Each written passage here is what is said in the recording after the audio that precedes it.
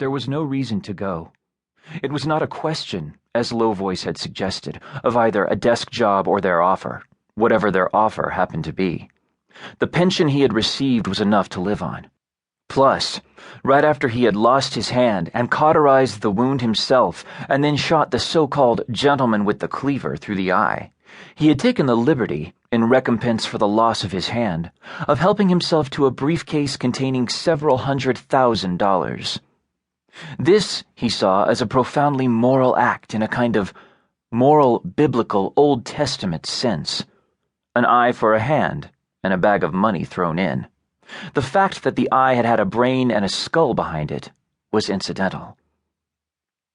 So in short, there was no reason to accept the invitation.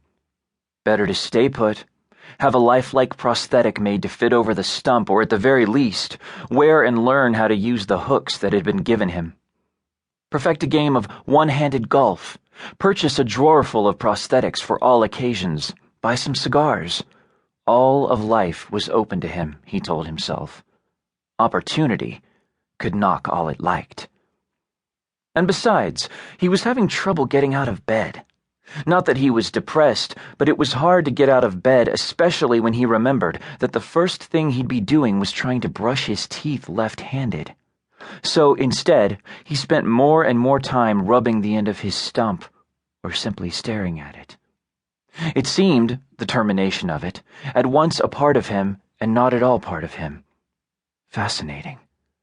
Sometimes he still reached for things with his missing hand. Most days he couldn't even put on the hooks. And if he couldn't bring himself to strap on the hooks, how could he be expected to leave the house? And if he didn't leave the house, how could he be expected to go to the airport, let alone pick up the ticket, let alone board a plane? Things will get better, he told his stump. Someday we'll leave the house. Things are bound to improve. A week after the first call, they called back. "You missed it," said Lisp. "You missed the flight."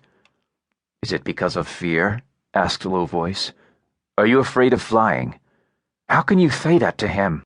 Lisp asked Low Voice. "A man who cauterizes his own stump isn't going to let a little something like that get to him, is he?" "So he missed the flight," said Low Voice. "He didn't allow for enough time. Got held up at security, maybe." "Yes," said Lisp. "That's sure to be it." They both fell silent. Kline kept the receiver pressed against his ear. "Well?" asked Lisp. "Well, what?" asked Kline. "What happened?" asked Lisp. "I didn't go." "You didn't go," said Low Voice. "We know that," said Lisp. "We know you didn't go, otherwise you'd be here. If you'd gone, we wouldn't be calling you there." "No," said Kline. The phone was silent again. Kline listened to it, staring at the veiled window. "So?" said Low Voice. "So what?" "God damn it," said Lisp. "Do we have to go through this again?"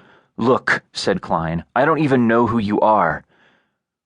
"We already told you who we are," said Lisp. "We're Opportunity," said Low Voice. "And we're knocking." "I'm going to hang up," said Kline. "He's hanging up," said Low Voice. His voice sounded worn out and exhausted. "Wait," said Lisp. "No!" "Nothing personal," said Kline. "I'm just not your man." Almost as soon as he hung up, the telephone began ringing again. He let it ring. He stood up and walked around the apartment from room to room. There were 4 rooms, if you counted the bathroom as a room. In every one, he could hear the telephone clearly. It kept ringing. In the end, he picked up the receiver. "What?" he said. "But you are our man," said Lisp, his voice desperate. "We're just like you." "There's the ticket," said Low Voice. "No ticket," said Kline. "No opportunity. I'm not your man." "Do you think we are acquaintances of the man with the hatchet?" asked Lisp. "Cleaver," said Low Voice. "We are not acquaintances of the man with the hatchet," Lisp said.